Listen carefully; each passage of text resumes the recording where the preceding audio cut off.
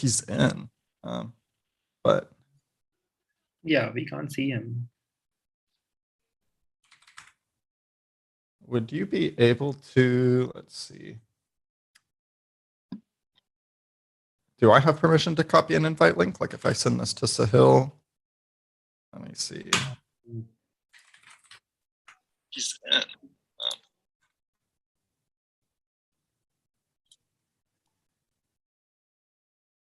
Should I send him a link again? I think I sent him a link. He says that he can see us, but I guess he's not in yet. Okay.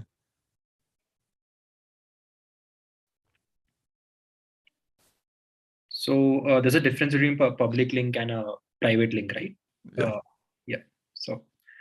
Yeah, if you have the private link, I guess send that to him. Because Sure. I guess Sahil, you can hear us right now, but you're not up on stage. Sure. Hey, there he is, the man, the myth, the legend. I joined from my Zoom calendar, so maybe I have to join from the Google calendar. Okay, no issues, Sahil. Let's wait it out for 2 more minutes before we start. Right. Yeah, sure. Awesome.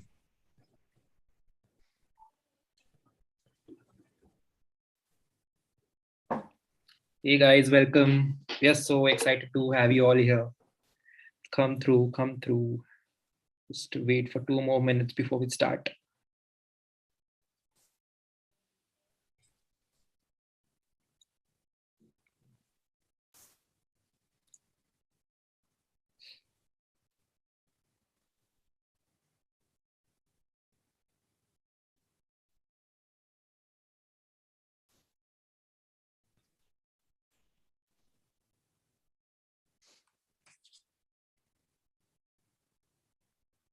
Ooh, 14. All right, that number's going up.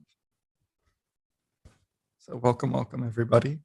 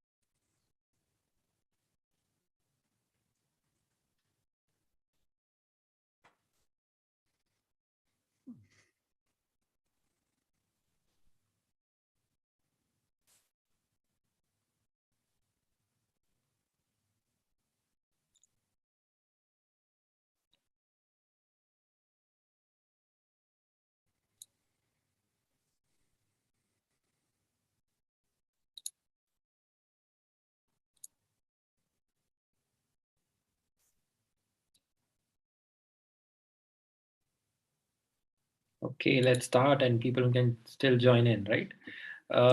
Yeah. Welcome everyone. Thank you for joining us for today's workshop. We have with us today not one but 2 panelists. Please welcome Noah and Sahil from Quicknode. Thank you so much for taking the time out. With them, we will be talking about Ethereum scaling solutions. Feel free to ask questions down in the Q&A tab and they will try to answer your queries. Without further ado, let's begin the workshop. Over to you, Noah and Sahil. Thank you so much, Linda, for giving them us to understanding about how to do it. I am Sidechain. I work as a developer evangelist with Quicknode, and I have with me Noah. He is the lead of content and all the technical content which goes out from Quicknode, and he also does a lot of community work around Quicknode and around Web3 in general. So yeah, today we will be going over Ethereum scaling solutions. But first we will explain what the Ethereum scaling issue is. And then we will show you a short demo of what it looks like to deploy a smart contract on the Ethereum main network and on different Ethereum scaling solutions. So yeah, I mean, let's get into it. So our topic today is life is better with friends and Ethereum layer 2s. So definitely layer 2s are the scaling solutions for Ethereum, and they make working with Ethereum a lot easier. So first, let's talk about Ethereum scaling issue. Since most of you or a lot of you already know that Ethereum is the most popular blockchain in the space, and most of the people or most of the companies who are developing in blockchain space are usually developing on Ethereum or Ethereum-based technologies. So because of its popularity, a lot of people are using Ethereum blockchain, and a lot of people are sending transactions on blockchain. So what happens is the number of transactions on the blockchain increases, and there is a problem of congestion. Because of that, the gas fee increases drastically on the network. So before going deep into it, let me first explain to you guys what gas and gas fees is.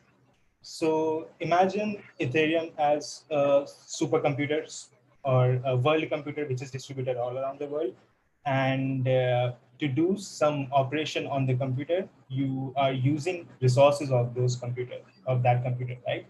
And in this case, resources are nodes, which are usually run by miners.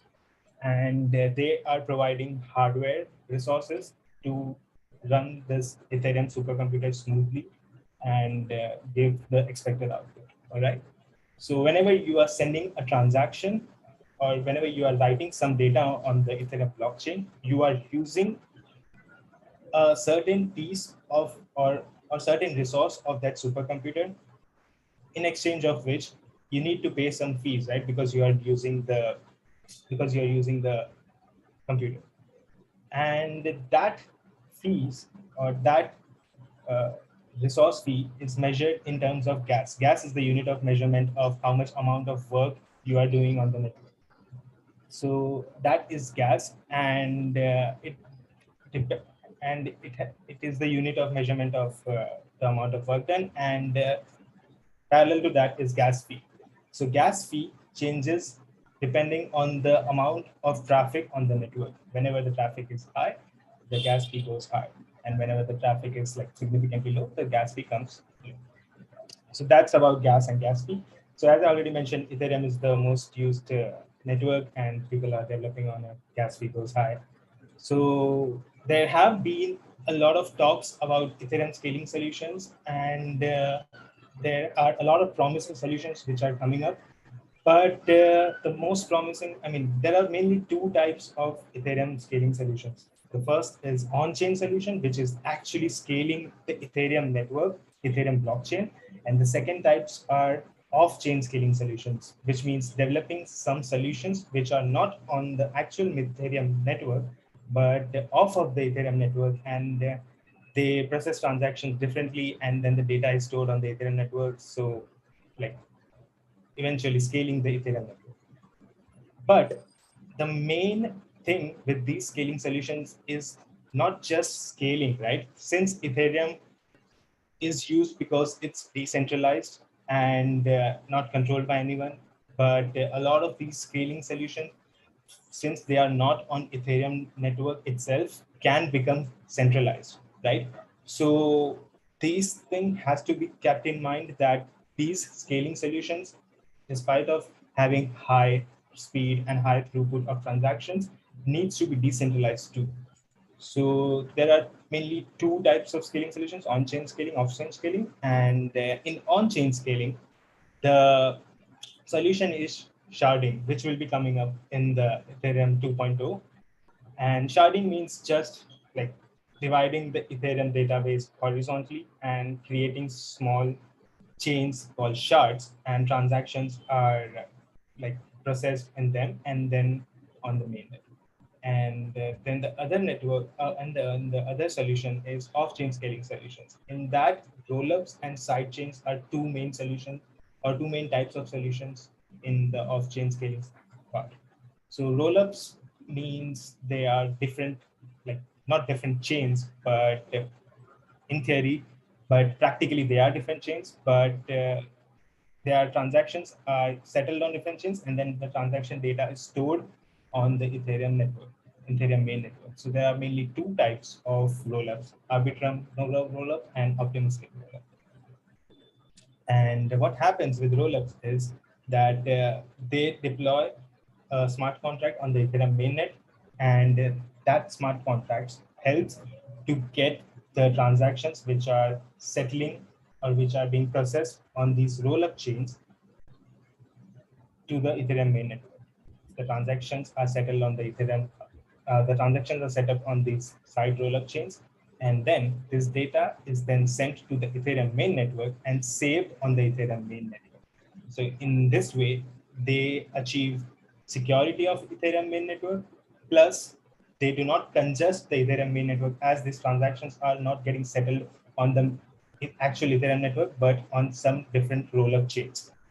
And then there are side chains. Side chains are not exactly not exactly Ethereum scaling solutions, but they use the technology of Ethereum, which is EVM.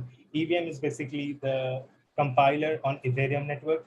So whenever you are deploying any piece of code, which is smart contracts on Ethereum network, they are compiled by this virtual machine called Ethereum virtual machine, and then converted to bytecode and then saved on the Ethereum network.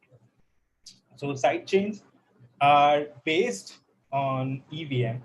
They uses EVM technology to be able to make all the code of Ethereum usable on these sidechains. And today we will be demonstrating and talk about Polygon, which is another sidechain solution, layer 2 sidechain solution. And Polygon is a very powerful, fully EVM compatible solution. So all of your code which you have deployed or which you are planning to deploy on Ethereum will work with Polygon also. And it has very low gas fees, higher transaction speeds. Like the block timing on Polygon is very less. So it can accommodate your transactions faster. And Polygon has been around for a long time. So it has a huge community support all around the world. A lot of people are developing on Polygon. And the adoption is very, very, very high, because huge platforms or huge decentralized applications like Decentraland, Aave, Quickswap are already deploying and building on Polygon. So that's about Ethereum scaling solution. Very brief about Ethereum scaling solutions and how they can change the whole scenario. And Noah, if you want to add about any scaling solutions, over to you. But Noah will demonstrate to you guys how much it costs to deploy on the Ethereum main network compared to how much it costs to deploy on Polygon main network. So over to you, Noah. Awesome. Thanks, Sahil. And so, yeah, we'll do a really brief overview on this. And so here, if Sahil, I can go ahead and screen share. Thank you very much. Yeah. And so what we're going to do is we're just going to hop over to Remix. If you're not familiar with what Remix is, this is just a popular browser-based IDE where you can kind of play around with your smart contracts. I've set up this just little simple storage right here where we've got just this uint and we've got set and get functions. And this is like a really basic smart contract. This is just a kind of a good way to measure the base of like how much it would cost to deploy this. I mean, it wouldn't really serve you any practical purpose, but just knowing like, hey, here is some arbitrary benchmark that we've picked, which is this simple storage contract. And how much it would cost to deploy this on Ethereum mainnet versus Polygon.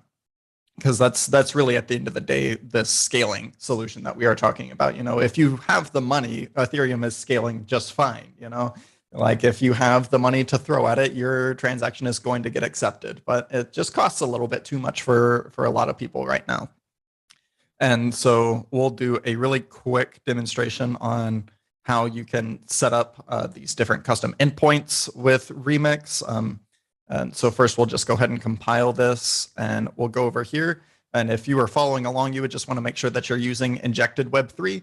And what injected Web3 is going to do is it's going to check for this window.ethereum object, which is essentially what the entire MetaMask browser extension works off of. Is it just injects JavaScript like this global window object. So we have this window.ethereum gives you access to all of this essentially. And you can see here right now I'm connected to the Ethereum mainnet. And so since we're using injected Web3, it is going to give me what it would cost to deploy this onto the network right now. And so if we have our contract selected over here and we click on deploy, this will give you a kind of brief on like, hey, here is what the gas limit would be. And you can see actually right now it's pretty cheap, sitting at 28 Gwei to deploy this. Ethereum's definitely seen a bit of a downtick in usage the last like week or so. Typically, I would say this could easily sit at double. I've deployed contracts, that look just like this for 80 Gwei before instead of 30. So know that this is actually a pretty good time to deploy things as far as the Ethereum mainnet goes. But I want to give y'all kind of dollars representation. So I'll just use this max transaction fee. We'll go over here to nomics and we'll just take a look. And so right now, if we were to pay the maximum transaction fee on ETH, it costs $9.44 in US dollars. And so that's,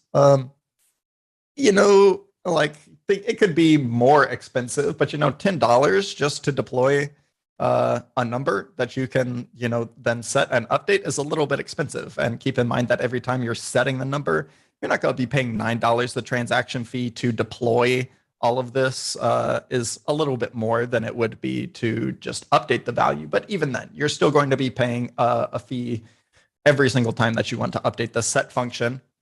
And so I want to show y'all what it would look like to deploy to Polygon. And to do that, we need to set up a Polygon network on MetaMask. And so I'm going to hop over here and we can see this is just a Quicknode dashboard. Let me go over this really quickly. You can see I've got two mainnet nodes and a Matic node that are all connected to the API networks. And so any one of these could give me access to their relevant networks. So I'm going to go over here to Matic and you can see we've got WebSockets and HTTP providers.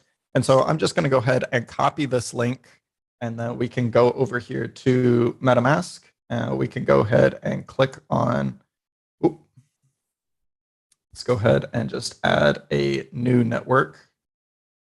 If I can, there we go, add network.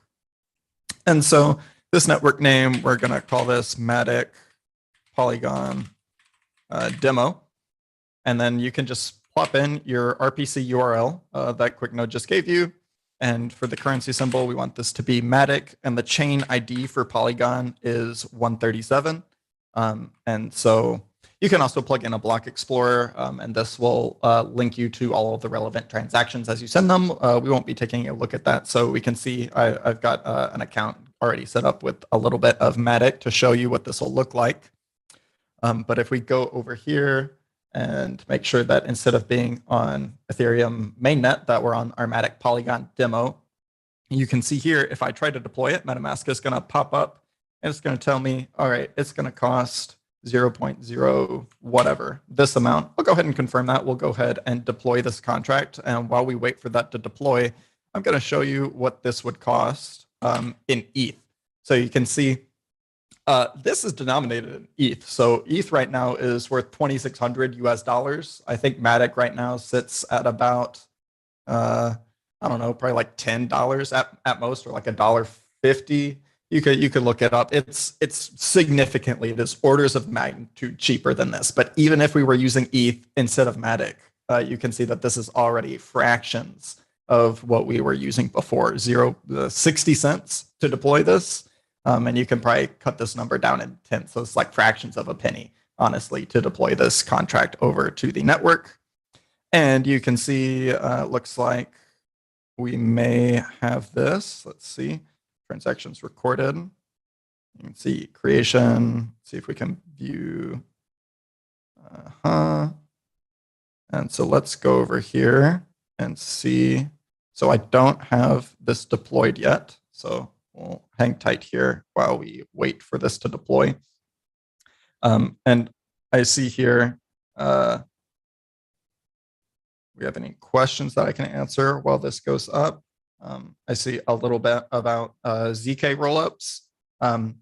I guess I can briefly go over that. Well, here, let me actually deploy this again. Just make sure I clicked yes on this because I wouldn't imagine that it would take this long.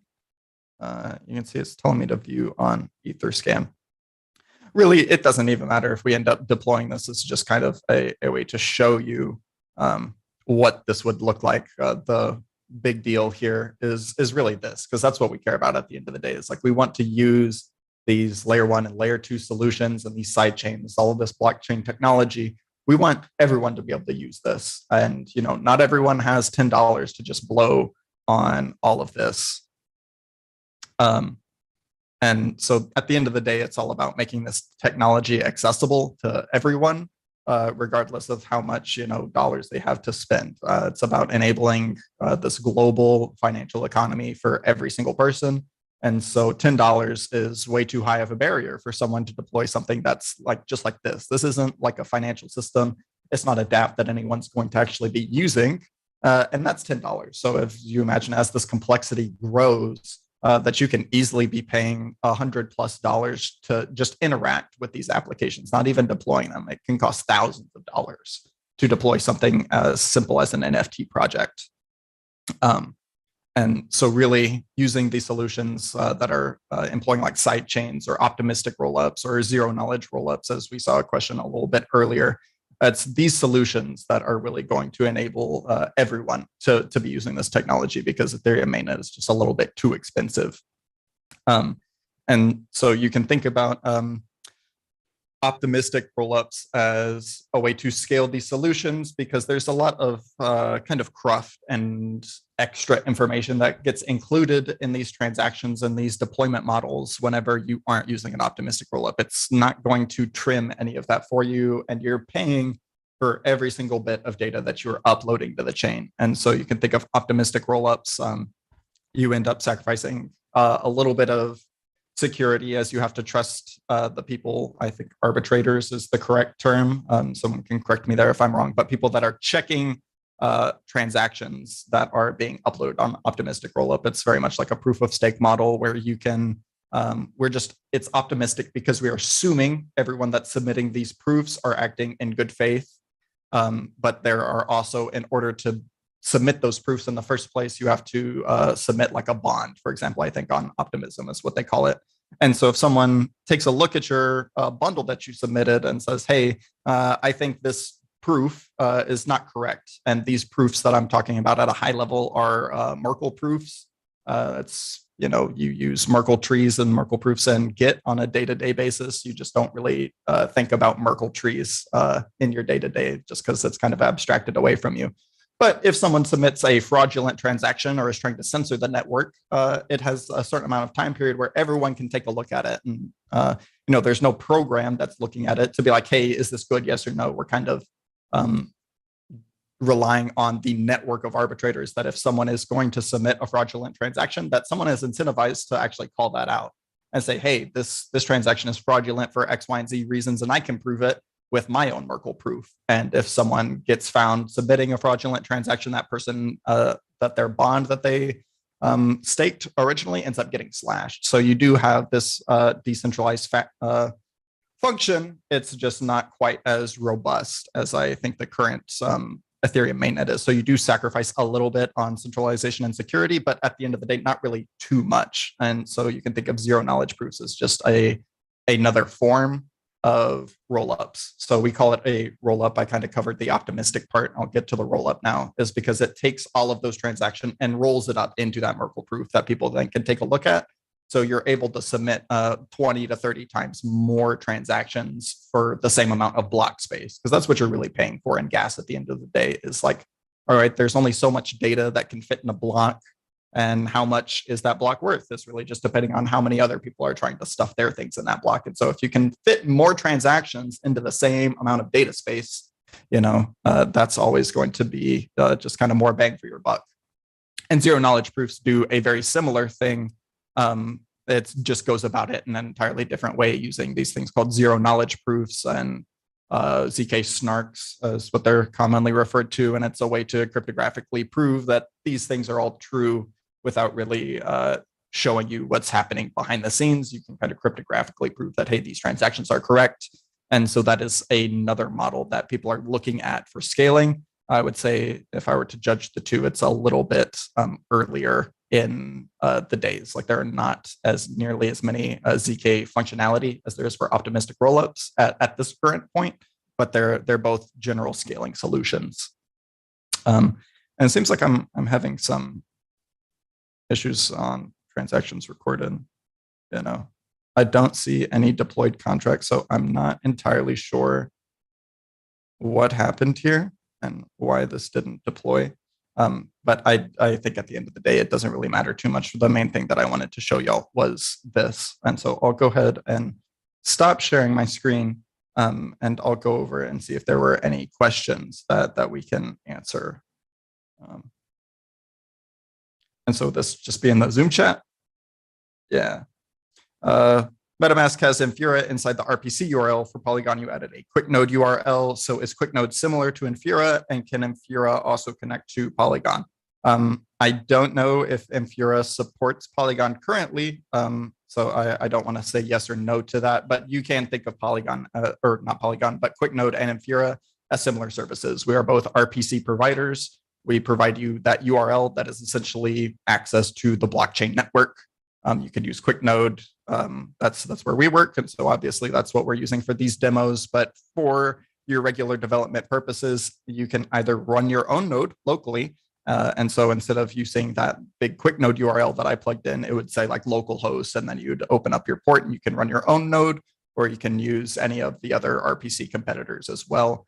At the end of the day, they all work the same. I'm a bit biased. Quicknode is definitely faster and I think more reliable than the other ones, but yeah, I'm a little bit biased there. So I hope that answers your question. And I don't see any other questions, so I guess I'll oh, I see some more. Let's see. All right, so he asks, is a sidechain like a blockchain on top of ETH? And what exactly is a sidechain? And that's a great question, because there are plenty of people in the space that wouldn't be able to give you a straightforward answer to that. And it's due to like a lot of terminology that gets thrown around. And so a sidechain is people will use these kind of interchangeably, and that's just categorically false. Let me say that first. This is something that you will see out on, I say the wild, but really on Twitter. And in a lot of like kind of listicle style blog posts, they will use layer 2 and sidechains interchangeably. And that's just false. A sidechain is something like the Polygon network, or I think other networks like Phantom or Avalanche are what we would consider sidechains, and that they have taken the technology, the EVM, the Ethereum virtual machine, the compiler that allows us to run the smart contract network. A sidechain is completely different than Ethereum. It just uses the same technology. So typically they are trying to scale up the transactions per second. For example, Phantom or Avalanche or Polygon, when compared to Ethereum, you can process a lot more transactions and it's a lot cheaper. And I won't go into all of the kind of technical trade-offs that people are sacrificing there. But just know that it is much easier to run a node on the Ethereum network because things are more expensive. It is less computationally expensive. State does not grow as fast. You don't need as bulky of a machine to run on ETH mainnet versus like Phantom or Avalanche, for example. But so a sidechain really has no connection at all to Ethereum. But if you think about layer twos that use like optimistic rollups, like Optimism and Arbitrum, or I would say like the two main ones that people use currently, that is a layer 2 solution where things are eventually settling on the Ethereum mainnet. They just have used this optimistic rollup technology that I spoke of previously to make your transactions cost less. And so there's actually some smart contract, I think they're called sequencers, that you can actually take a look at. And they are running on the Ethereum mainnet, and they are constantly like talking back and forth between like the Optimism or Arbitrum network that eventually submit transactions onto the Ethereum layer 1. And that is entirely in the Ethereum bubble, whereas these side chains end up being kind of all over the place as far as what things are functional, what apps are over there. You can know like if something is functional on mainnet, that it is usually going to be able to, you're usually going to be able to interact with that using a layer 2 solution like Arbitrum or Optimism. There are some things that developers need to do to support that, but generally speaking, it's a little bit easier or more straightforward than shipping your entire application over to like the Phantom network, for example. And Ankit asked that if I plan to create some program to monitor a chain, can I use Quicknode to do something automatically?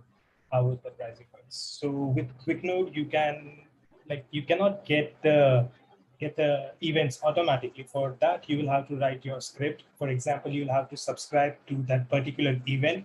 Say example is pending transaction. So you can subscribe to that event of pending transaction using Quicknode and some Web3 library. You will have to write your code in a Web3 library, say Web3.js or Ethers.js, Web3 You'll have to write your code in that, paste your RPC URL in that, and then subscribe to that particular event.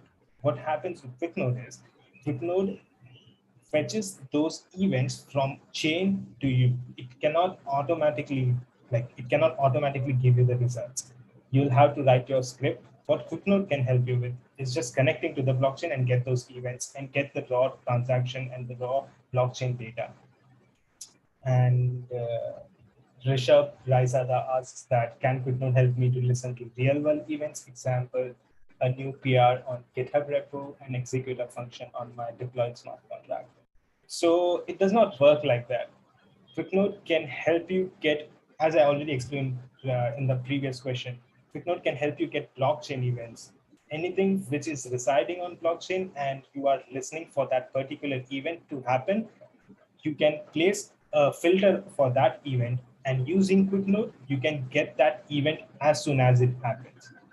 You cannot get like PR information or GitHub information using Quicknode because Quicknode works with blockchain and you can get blockchain data. We do offer webhook packages. And so like if the platform that you're using supports webhooks, you could notify your program, like with our webhooks, you can like tie into like Stripe payments or something like that. Or like, I don't know, I haven't tried setting up like webhooks with GitHub or if they support that, but in theory, you can tie them together, but it's not like you are not going to use your Quicknode URL to query GitHub pull requests or anything like that. It is strictly for on-chain data, and we've set up these webhooks as a way to make your life easier and kind of couple your blockchain application with a Web2 application, but you're not going to be using that to query.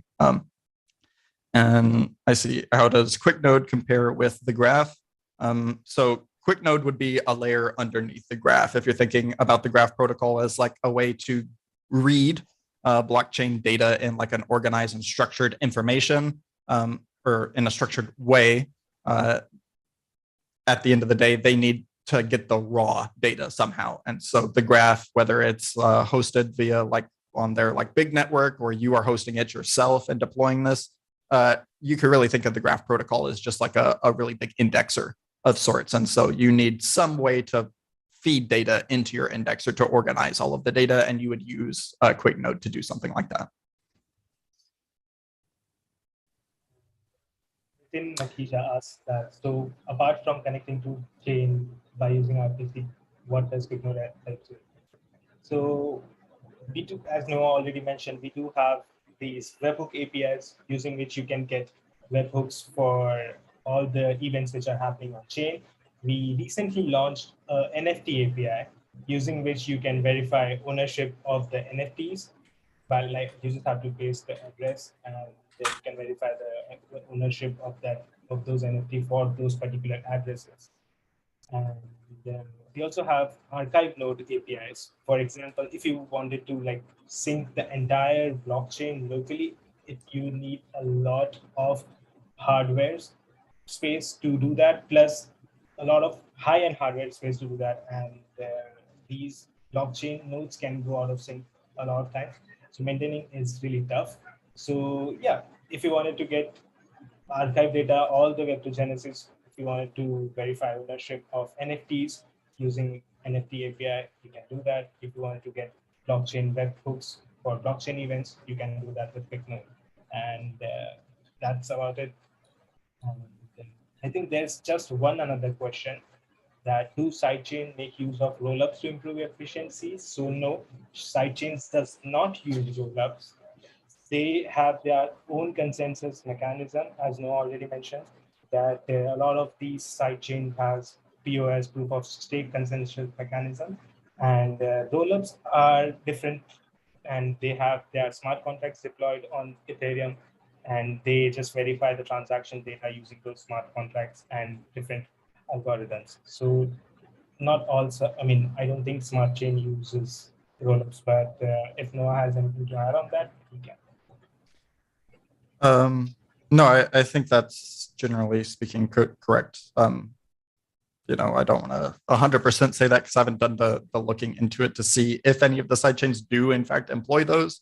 But generally, I would say that they don't, because you can think of like these layer 2 solutions, scaling solutions are an attempt to kind of like fix the scalability problems of Ethereum, whereas these other chains have opted to kind of pass along that additional usage to the node operators. And so that's why you see less node operators on these like side chains, because those node operators are doing more work, and that in turn makes it easier for the users. They can get more transactions per second, and the transactions are cheaper. But eventually that complexity, like not that complexity, but that is a trade-off that is being made. And so they don't traditionally need these solutions. And so side chains, I see there's this question. So technically sidechains are separate blockchains. Yes. And for example, is Solana also a sidechain? I would say no. Typically the term sidechain is going to refer to EVM blockchains only. At the end of the day, what you could bucket Solana into is the same bucket as Ethereum, is that it is a layer 1 blockchain, like Ethereum and Bitcoin and Solana. I would say are like the 3 general buckets. There are also other chains that are kind of looking to tie them all together, like Cosmos, for example, is another layer 1 chain. But if you hear someone saying that it's a side chain, typically they're referring to something like Phantom or Avalanche or Polygon, where it is a side chain. And I can see what is the latency that we should be expecting from Quicknode between the transaction submission into the chain. I think I'm understanding that question correctly. And so there's only so much that Quicknode does, like as far as like the milliseconds on like, hey, this is how quickly we submitted your transaction from the time we got your request. And you can actually test our speed versus other endpoints if you have like other endpoints from like any of our competitors, like Infura was mentioned earlier, or even your own local node. You can pass it into this quicknode.com/compare, and you can actually see, hey, here's the response times that you're getting for us in all of the different regions. But as far as how long it takes for your transaction to get submitted is just up to consensus, really. And so at that point, it doesn't matter who your blockchain provider is. Once it's in the mempool, waiting to be confirmed, there's nothing that anyone can do outside of you by adding a higher gas fee to incentivize the miners to mine your transaction first. And I see Polygon is a layer 2. No, I'm sorry, Polygon is not a layer 2. Polygon is working on layer 2 technologies. This is a somewhat confusing because Polygon is actively working on like creating layer 2 solutions and creating software to make building layer 2 solutions easier. But when people talk about the network Polygon, not the company Polygon, when people are talking about the Polygon network, that is a sidechain and does not transact to Ethereum mainnet. They do have, which is a very common misconception. Exactly. They do have a technology or a new product in development, which is Polygon 0, which is basically a ZK roller based product. And I mean, it's still in development, as Noah already said. So right now, the Polygon network which we are using is not. And Rishabh has a question that can we help with Web2 events using Quicknode? So no, for that you will need a library, or you need a technology called oracles. Oracles are these pieces of technology which relies between Web3 and Web2. So what they do is they help you get the Web2 events into your smart contracts. For example, weather data, fuel data, price data, all of these stuff into your smart contracts. So popular Oracle services are Provable, Chainlink, So you'll have to use them to get the Web2 data to your smart contracts. All right, guys. That was a great session, Noah and Sahil. Thank you so much.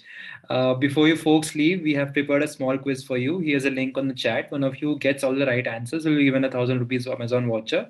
The form will be open for 15 minutes and the winner will be announced on our Discord. I'll just share you the link. Yeah, for now, we will let Noah and Sahil go and enjoy their Monday night. For everyone else, we will wait a few minutes before everyone fills up the link. Thank you, Noah and Sahil. It was a pleasure hosting you. Thank you so much. Awesome. Thank you so much for having us, Sajay. I really appreciate y'all having us on. It was great answering all of y'all's questions. And again, thank you so much for having us on. Thank you. Thank you, Sahil. And just one more thing before we go, we do have special Quicknode prizes for Ethereum hackathon. So anyone who is building on Quicknode, who's building using Quicknode, can get 3 prizes, are eligible for 3 prizes. The first prize is $500 in cash and $100 in, and no, not 100, $500 in cash and $1,000 in Quicknode credits. Second prize is $250 in cash and $500 in Quicknode credits. And the third prize is $250 in Quicknode credits. So anyone who is not building on Quicknode yet should start building on Quicknode to get eligible for those prizes. Listen to this man. Everyone build something on Quicknode. Thank you so much, Sahil. Thank you, Noah. Take care. Bye-bye. Awesome. Bye.